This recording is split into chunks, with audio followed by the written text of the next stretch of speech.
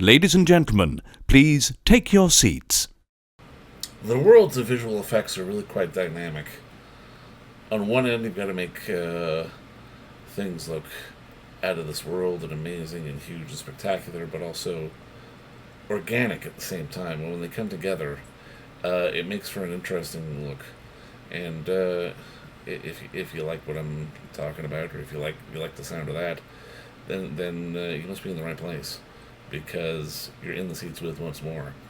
As always, my name is Dave Voigt, and I am the host of this podcast, where we sit down with a wide-ranging variety of entertainment industry professionals for this audio-only experience, and we pick their brain about current projects, state of the industry, how they got started, and so very much more in a light and in a conversational fashion. And if you like how we do things around here, I will assume that you do, because you're here, so keep listening. Please do it, and subscribe. Hit that subscribe button. It gives you a 5-star rating on your podcast provider of choice. We're available everywhere, places like Apple, Amazon, Spotify, Google, and plus we archive everything over at our In the Seats YouTube channel, so please give us a like and subscribe there as well. Also, check us out on social media over at In the Seats for all sorts of fun updates. We're everywhere. Facebook, X, Instagram, Twitter, Threads, Blue Sky, probably some others that I'm forgetting because there's too many. But, if you need to find out what's going on, that's where we are. But also, finally, come by and pay us a visit over at In the Seats. InTheSeats.ca for all the latest and greatest from the world of film, television, basically movie image at large, because guess what? If we love to watch it and write about it and talk about it, we love it all that much more when you come by and read about it and listen about it. So please do us that ultimate kindness. Come on by and pay us a visit, because it matters. It really, really does. On this episode, we got more Emmy consideration madness for your mind as we're back with our friends at Apple TV Plus and looking at Murderbots, a fun piece of science fiction, which we'll go look it up. I got a hoot out of it. It's fun, but it's also a little bent too. And when you're working for material like that, you need people who can embrace the spirit of it all, and that includes visual effects supervisor Sean Faden, who really had a big hand in making the look and the feel of what Murderbot was all about. Because, I mean, again, there are these sort of otherworldly, fantastic things that have to go on, but it's also got to feel sort of grounded and organic. And it's just that's kind of the nature of the show. It keeps us guessing. It keeps us off balance when it comes to some of these issues. And shot here in Toronto as well, so that's always nice to talk about. But we got the chance to sit down with Sean just to pick his brain about the nature of the show and just the collaboration part of it all, and really sort of where he gets to sort of shine and put that extra polish on stuff like this. Because I mean, again, it's a unique spot, especially in a show like this, because you've got to honor the showrunners, you've got to honor the source material, but it's still certainly wanting to have its own distinct look, and I think Murderbot does that and then some. But like I said, Murderbot Season 1 is available on Apple TV Plus now. Go check it out. If you haven't already signed up for the service, please just go do it, because really it's one of the best ones out there. But first, enjoy our talk with VFX supervisor Sean Faden, because, quite frankly, it's a darn good one. And we'll see you soon. But I mean, obviously, just I think to kick this off officially, man, thank you so much for the time, and I mean, really, congrats on the show, man, because I absolutely love it. Like, I get such a kick out of that show. It's really great. Thank you, David. Yeah, it managed to sort of find the right tone.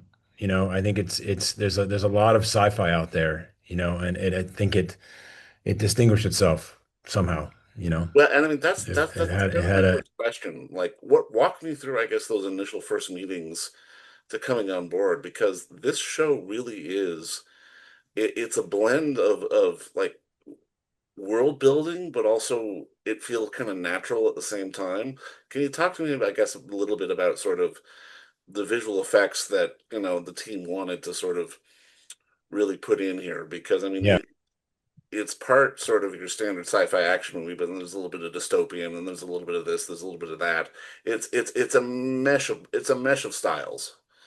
Yeah. So to answer your question, so the whole thing for me began on a Zoom meeting. Like it was, I think I didn't start until the summer, but like I had met in January with it was with Paul and Chris and Andrew Miano, the producer, and I think Toby, the DP, and Sue Chan, the production designer, were on the call. And there may have been a few others, but it was a very small group.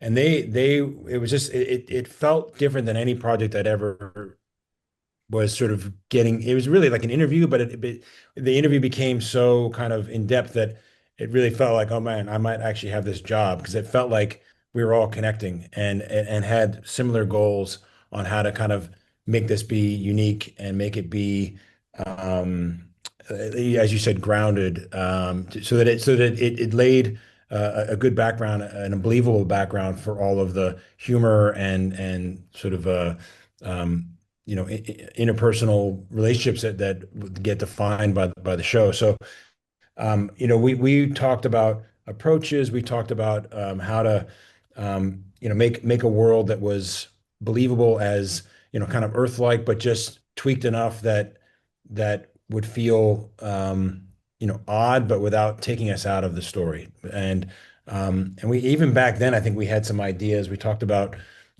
finding natural phenomena in Earth skies, and then trying to kind of capitalize on those and making it. One of the things that we did was one of the specifics was we did these things called fire rainbows, which are basically like rainbow clouds is another term for them, but it's not a rainbow. It's sort of where you have these sort of high altitude clouds that get these interesting prismatic effects, and it's pretty rare.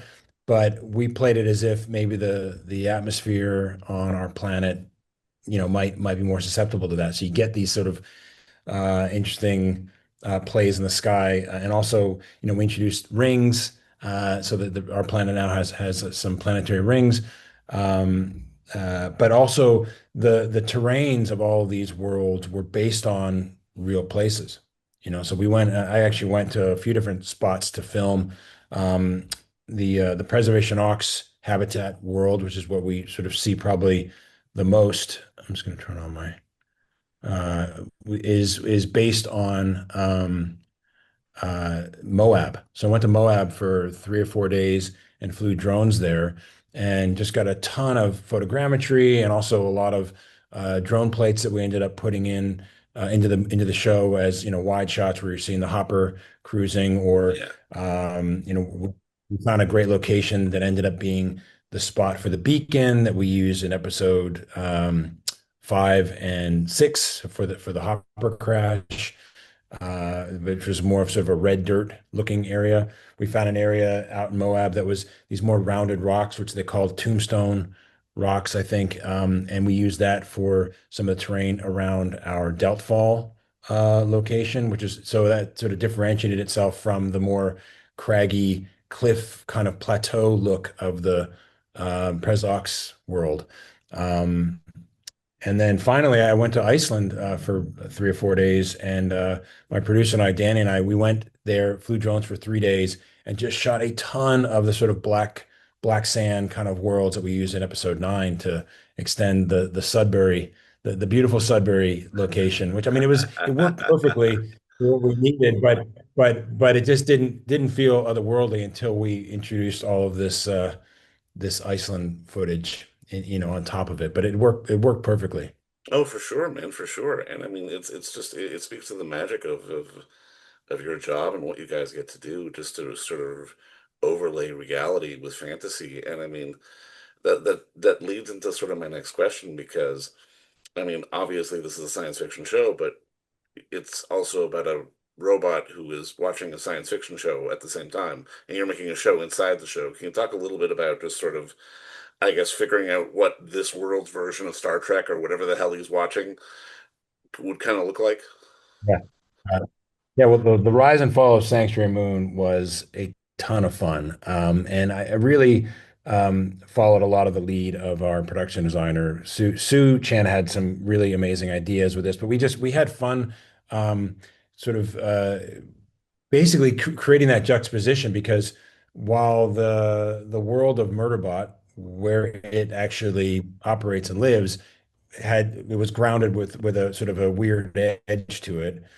The world of Sanctuary Moon was free to be and needed to be really overblown and over the top. And Yeah. really, we try to sort of introduce, not only did they do that with the costumes and the makeup, but with the set designs, which when we're on the bridge of the ship, that is a full volume that was created by Pixamundo, Toronto's Pixamundo, which maybe may not be around anymore, but they did an amazing job. The virtual team and the design team took designs from our production designer, and then we built this on their stages, this full round set with which worked really well for with the technology worked perfectly, I think, for this for the shots we were doing, and we had fun. We were going to probably have more and hopefully in season two they'll be doing more of this. But we had some exterior shots which ended up just mostly using for sort of the intro to the ship. But in doing that, we're kind of calling back on like the 90s kind of sci-fi movies and sort of what's the sort of most cliche kind of boomerang reveal shots we remember doing when we were kids in this business. So that was kind of the motivation for sort of doing some of that, and the really making the planets that it's flying by and what you're seeing outside just really over the top. Um, but the Sanctuary Moon world, um, we also did it. We did there was a part where the captain has sort of crashed and he's with the nav bot, and we sort of use a mixture of LED walls, but also enhancing those in post because we got really great lighting on everybody, and then we're able to kind of really just pepper in as much extra crap as we could to make it really just that over the top, as if it was in the future that these space soap operas are just basically auto-generated by looking back through all of the footage of all of the sci-fi movies that humankind has enjoyed, and Right. it was really fun to just like pick and choose elements from different sort of things and just like let's put some floating islands in there. Let's put some shooting stars in this moment just for the romantic moments, just to really kind of uh, uh, drive the idea home that this was a heightened world. Um, and I always think it's funny because the Sanctuary Moon world really ironically defines Murderbot's view of human interaction. So you need that contrast because every time Murderbot is trying to watch a show, or every time Murderbot's trying to, is sort of involved in a conflict with the humans that he's with, he's referring back to Sanctuary Moon as examples of well, in this episode, this is how they dealt with this problem or whatever. And sometimes it's great. Sometimes it's like wow, like even though it's ridiculous, there are themes within Sanctuary Moon that still hold true. Like breathing when he's trying to get Mensa to calm down. So there's all these moments where the show is so interwoven into the main show. It's a lot of fun to For be able to sure, I kind can of imagine. cut back and forth. Now, I gotta ask, how hands-on do you have to be with someone like Alexander? Because obviously there's a lot you can do without him, just when the shield is down and it's just him being, Murderbot. But obviously there's a fair chunk of scenes where you need him there, and he's in his getup. Oh Like yeah. what? Talk me through sort of how you have to kind of rig him up to make the look be appropriate. I guess is maybe the best way to put it. Yeah, well, we had three Murderbots. We had Murderbot, which was Alexander, and he was in most of the scenes, and he was in anytime there was acting with the other actors where he Right. had to be. And also, there were a lot of moments where Chris and Paul weren't sure if the helmet was going to be down or up. So we would shoot it with the helmet down, and then we would, either fly in a stand-in or the double with the helmet on because it took a second to put the helmet on, Yeah. and we have them fly in just as a reference what it looked like in the lighting. And so we had some scenes where we had to put the helmet on for a long period of time to make the edit work because they decided later on, oh, actually, we want his helmet on this whole time. But what that allowed us to do is have these sort of humorous moments where the helmet would go on or go off depending on if Alexander or if the Murderbot character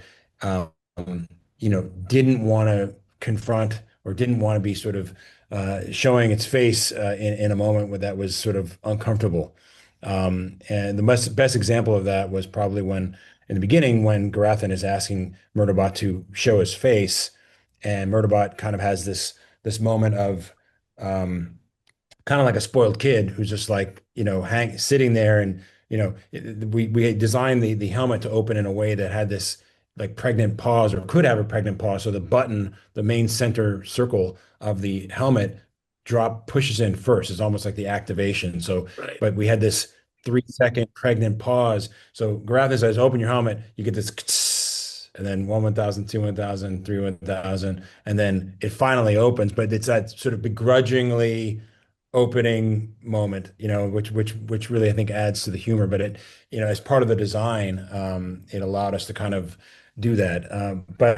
But Alexander was in most of the scenes with the actors. I would say probably 90% of them. And then the action stuff, he was in a lot of those too. We had Murderbot Murder Scott, who was sort of a double, photo double, and then we had Slaughterbot, who was Mark Slaughter, who has been Alexander's uh, uh, stunt double for many, many, many, many years, and had a very similar kind of shape and look, and it was involved in a lot of the fight scenes and things like that. And um, so we interchange. So we do scenes with Alexander, then we do scenes with Mark Slaughter, and then sort of mix between the two in the cut. Um, but uh, but Alexander definitely defined the character. It was all about how he would sort of switch on or switch off his uh, sort of kick-ass mode, or his trying to understand the human interaction mode, or being super uncomfortable and trying to sort of not be seen mode. Just really trying to kind of Yeah. disappear into the background, Yeah. which was funny in its own right. No, 100%, man. I think that's what makes the show works. It's really this unique blend of sci-fi and just sort of, self-consciously awkward, funny moments. And I mean, I'm curious, like when you start in on something like this, uh, and you're trying to sort of figure out what it's going to look like. I mean, can you reference the source material, the book at all, or do you have to sort of focus on what Chris and Paul want, sort of their vision of it? Well, I mean, I think we definitely referenced the book, and I know that Chris and Paul were in tight communication with the author, and it's like it was so scripts had kind of gone back and forth, so everyone kind of knew what was being planned, and but the thing that wasn't quite figured out was how we were going to represent Murderbot's thought process. I think that was a real key uh, sort of part of the visual effects, because even though it wasn't big explosions or big set extensions or big world building, which we did a lot of that stuff too.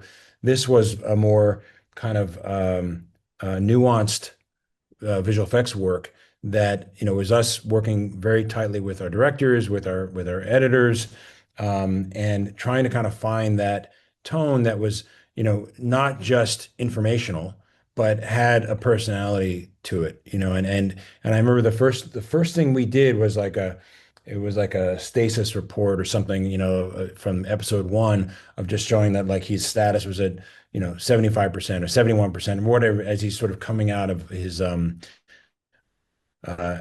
repair chamber. And everyone just kind of like we did a few versions, obviously, to try to find the right tone. But Super Vixen, they're based in Australia.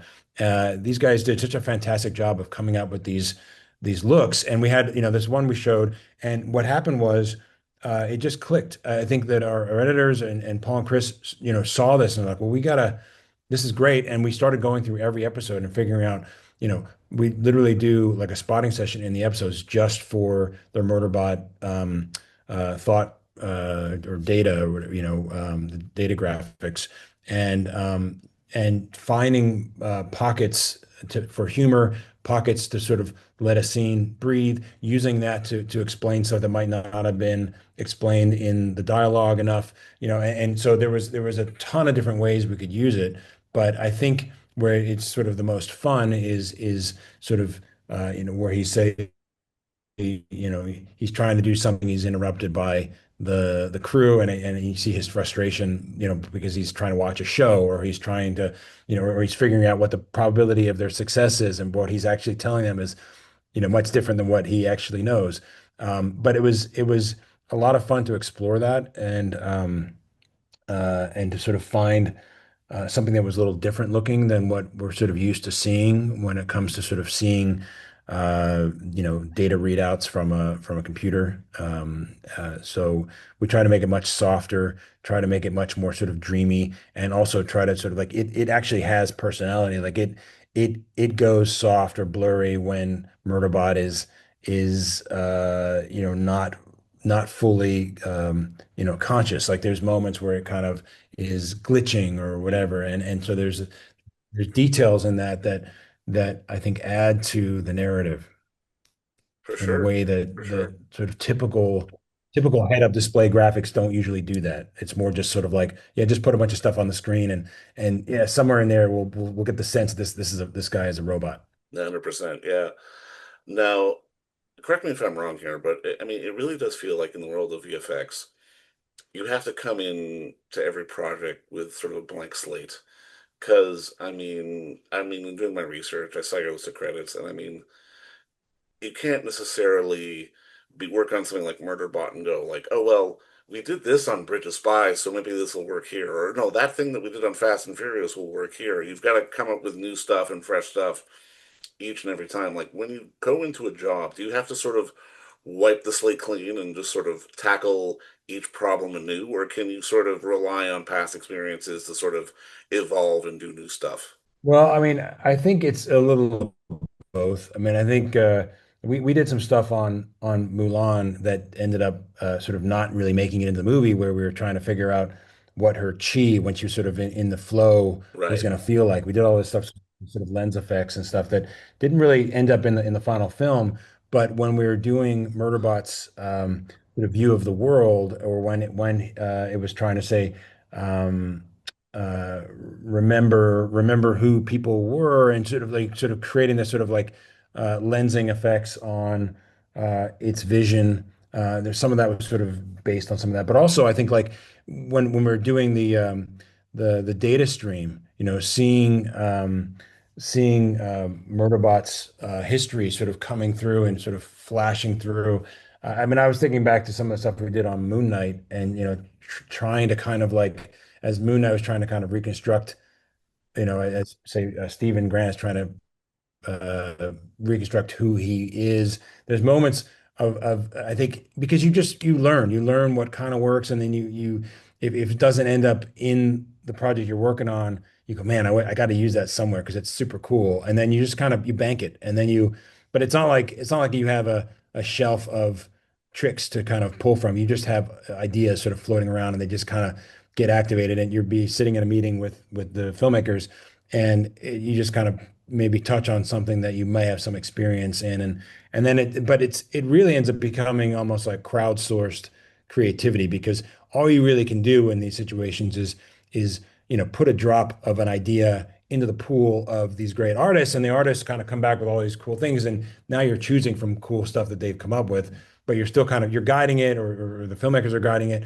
but so much of it is like relying on good people to come up with cool stuff that that just kind of works. And it's sort of that natural process that is so amazing, that it's I think why I really enjoy my job, is because connecting with people as they're and sort of connecting on an idea, and letting that idea sort of seed other ideas within them, or within the people that they're working with, that you might not even get to meet.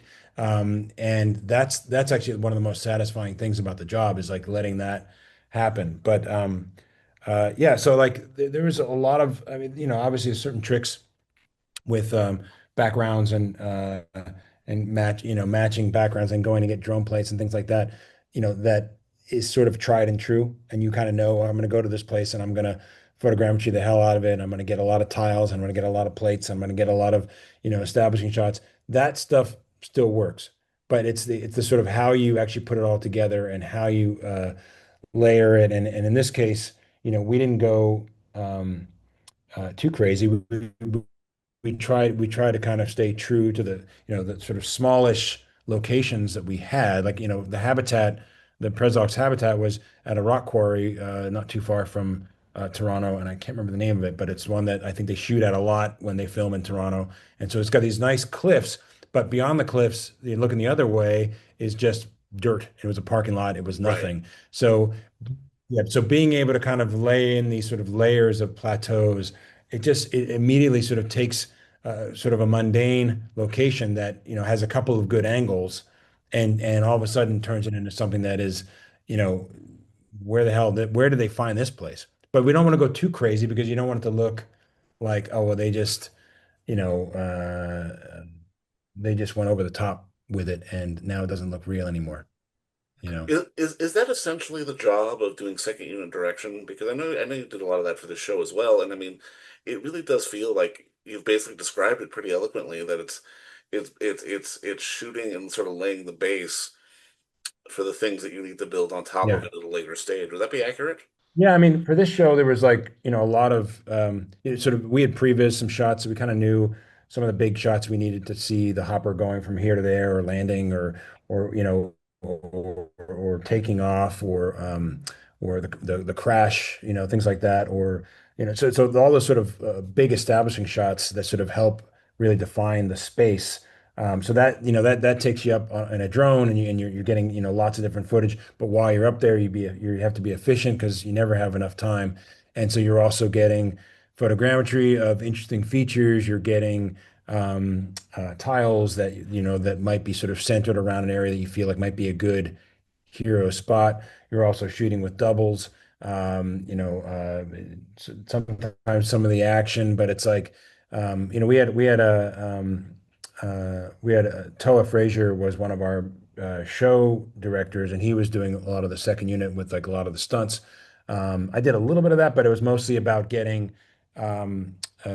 doubles action or plates and backgrounds and things like Right. that. Okay. But it's Okay.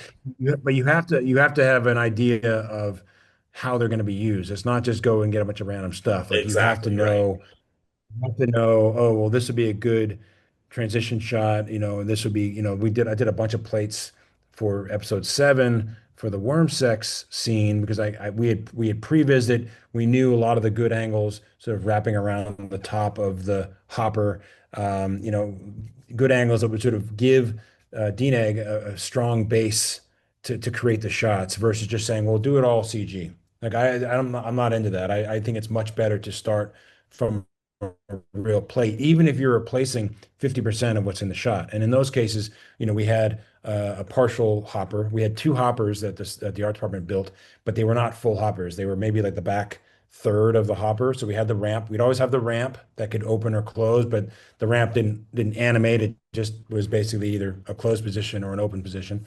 And then, it didn't have any of the big turbines or any of that stuff, and didn't have any of the front cockpit. We would shoot at one location while they were building the second hopper set at the next location. Then we would sort of hopscotch around Ontario that way. But having even a partial hopper in the set, having the trees that were around it for episode 7 for the worm sex location, it gave us something. Now we introduced a ton of these like crazy cliffs that were inspired by these Peruvian painted cliffs. Yeah. Um, all around that just to elevate it, just to take it from a basic Ontario forest into something more extraordinary, more sort of strange.